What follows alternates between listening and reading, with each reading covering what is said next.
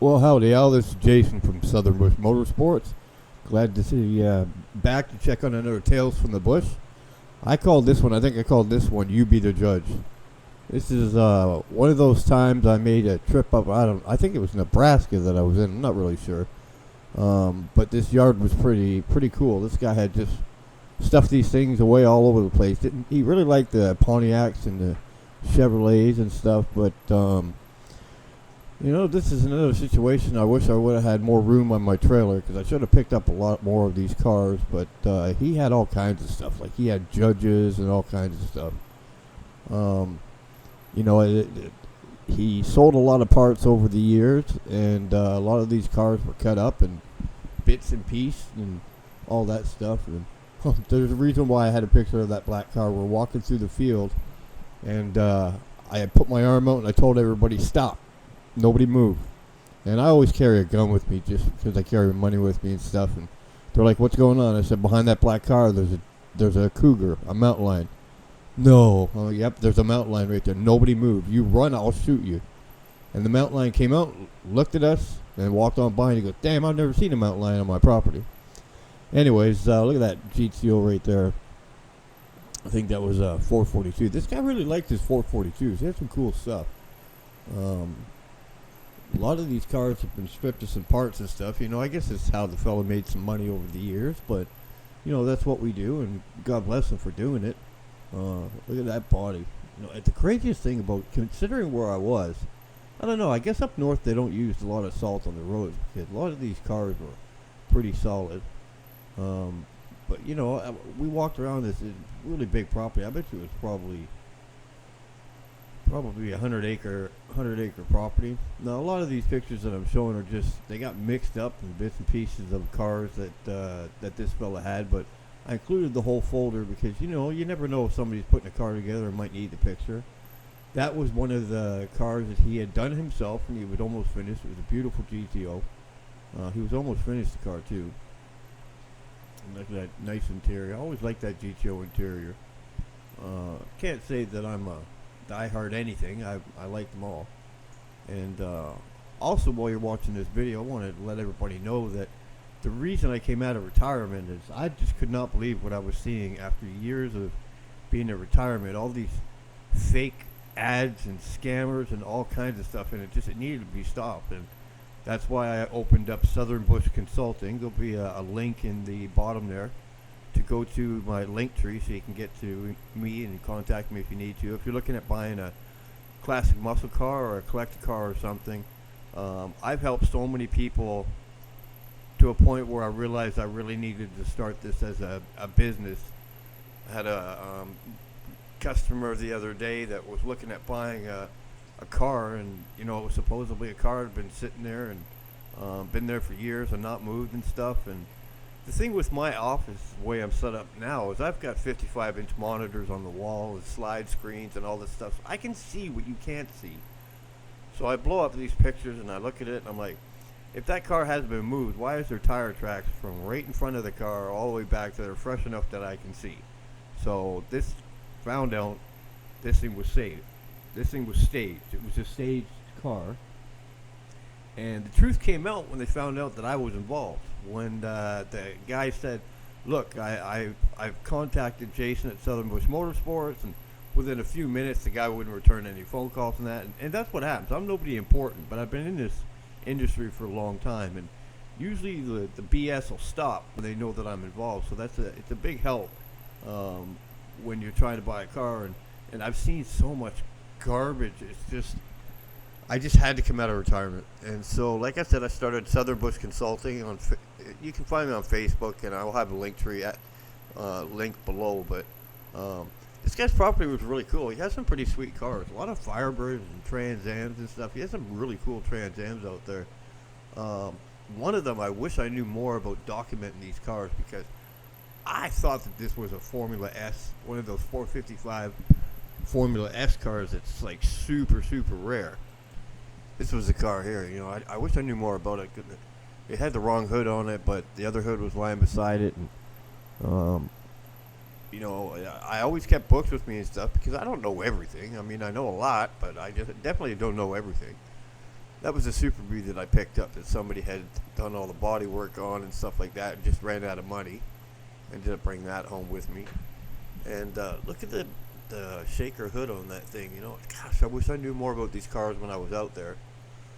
I think that was a GTO with super solid bodies on these cars. It was pretty cool how solid these cars were, but you know, they've been stripped down quite a bit. There again, that's that Super Bee I had loaded onto my trailer. Somebody had already done all the work on it, so you know, I thought, hey, why not pick it up and finish the car up? Never really got the time to finish it, so I sold it as a project.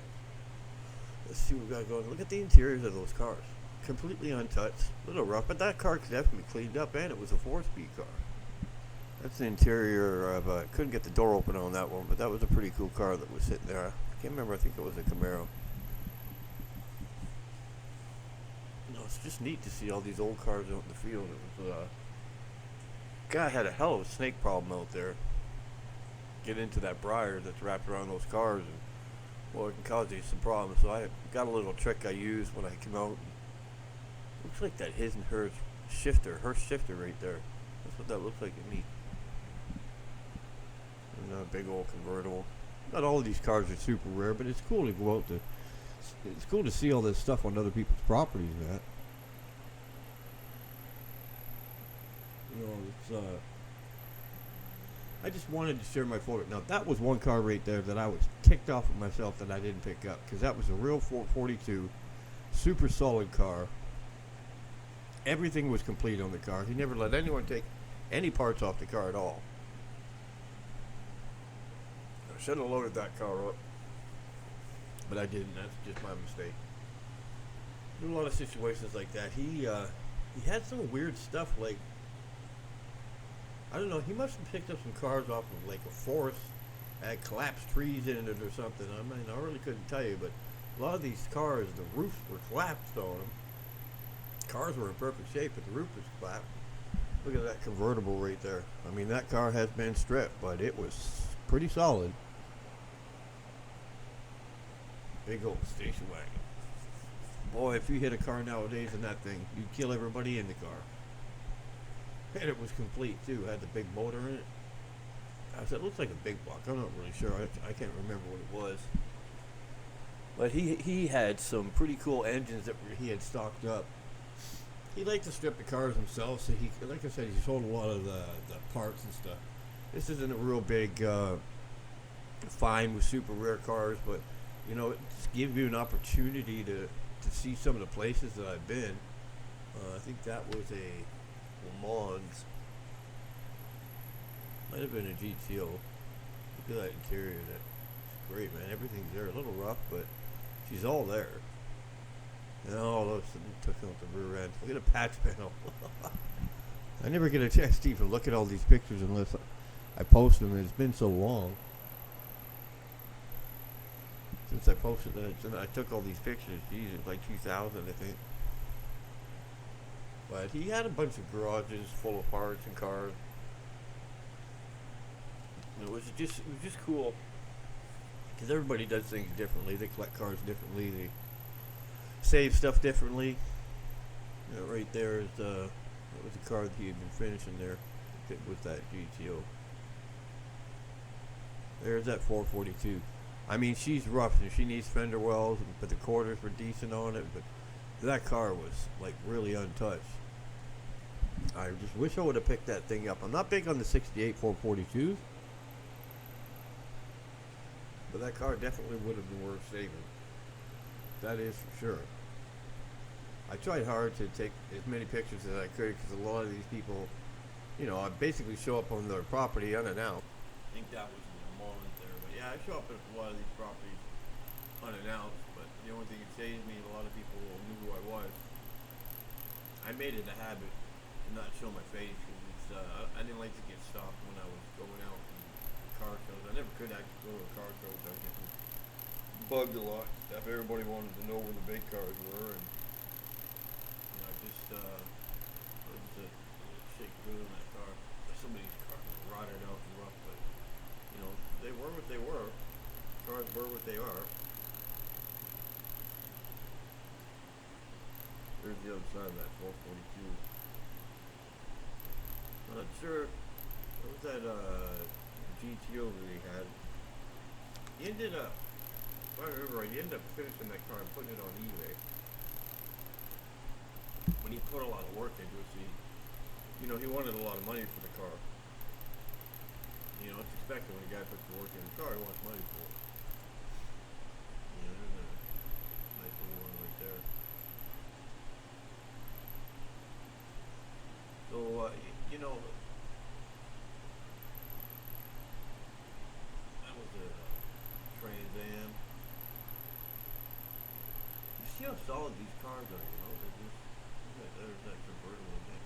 I wish that car wasn't so stripped out because he said that was a GTO convertible. But, there's no way to bring a car back after that. I mean, every single little part would be stripped off of it. If you needed to rebody, I guess it'd be a new car because that car was super, super solid. That was actually the interior on the car. Everything was there, if I remember right. That was I think that was a Louisiana or something that he had finished. I don't know why he chose to spend so much money on that big old boat, but he definitely he had his own pick of cars, like we all do. And I can't remember I think that was under the hood of that big blue Parisienne. Not too sure. But real nice fella. Just had his own way of collecting cars. Definitely liked to collect parts. And he was pretty organized. When he stripped down the car and started restoring it, he saved the parts. Look, there's that. I hope somebody out there knows more about the thing than I do, but I swore that was like one of those Formula S cars.